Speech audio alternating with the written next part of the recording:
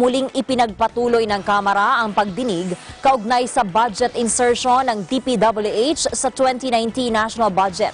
Sa hearing, humarap ang balae ni Budget Secretary Benjamin Diokno at nilinaw na isang beses lang sila nagkita ng kalihim at pinabulaanan ang alegasyon ukol sa flood control scam. Si Eden Santos sa detalye.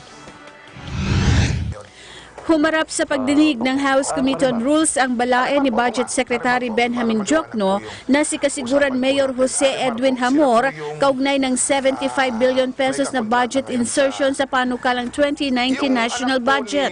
Sa kabila ng mga proyektong ito, patuloy ang pagbuhos ng milyong-milyong pondo mula sa DBM papunta sa mga infrastructure projects sa probinsya ng Sorsogon.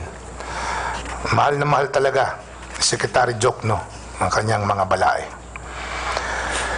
In the proposed 2019 national budget, we discovered that the DBM allocated more than 385 million for infrastructure projects in Kasiguran, the hometown of Secretary Diokno's balae.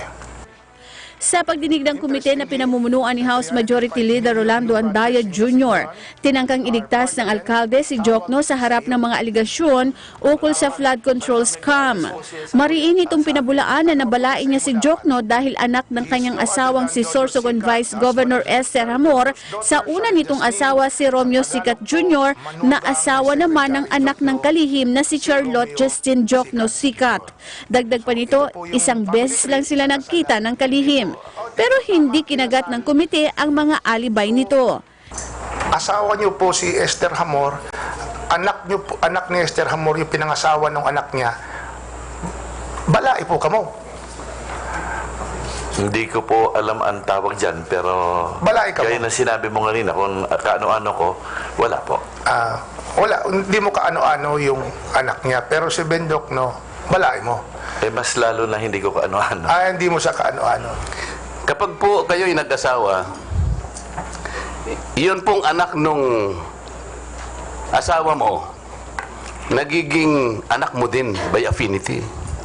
Ganun po yung operation of law. Huwag mong sabihin na kung hindi lumaki sa'yo, may napakanipis naman na pamantayan ng Gaya po na sabi ko kanina. kahit hindi siya lumaki sa poder mo, anak mo na rin yun. Sapagkat yung ina nila, naging legal mong asawa. Pakitanong mo sa abogado mo kung hindi totoo yung sinasabi ko sa'yo.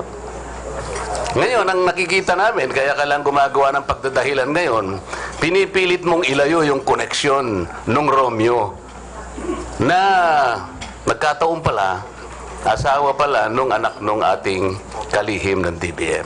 Yun lang pong medyo maliwanag ngayon.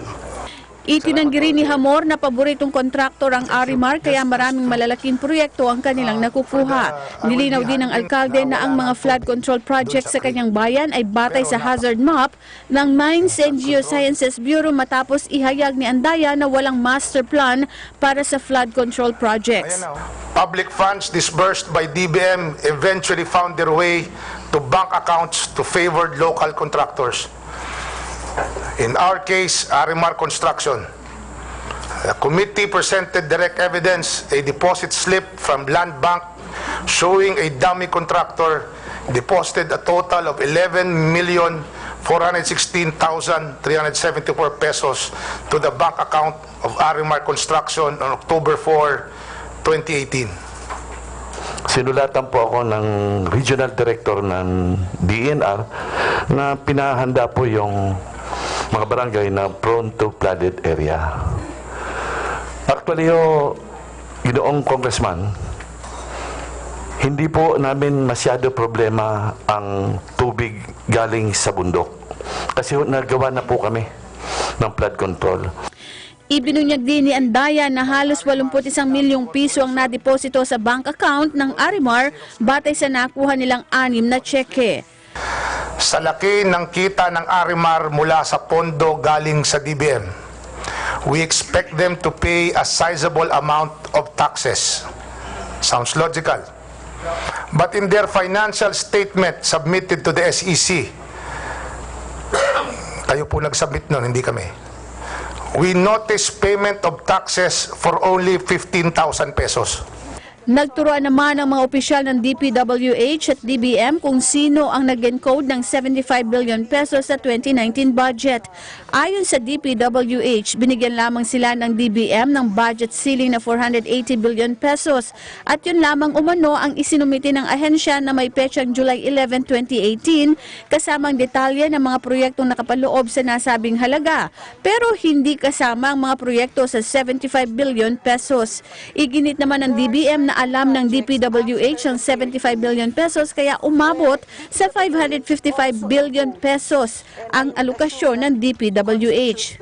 If it's part of the 75 billion additions, did not undergo the vetting process. But in the 480 billion submission, Your Honor, it went through the vetting process. And part of the vetting process of the implementing office is to inform us if they are technically needed, diba? So we can... So, hindi mo, at what you're trying to tell me is, hindi mo alam kung kailangan yan o hindi. At Hindi this nyo point. priority yan.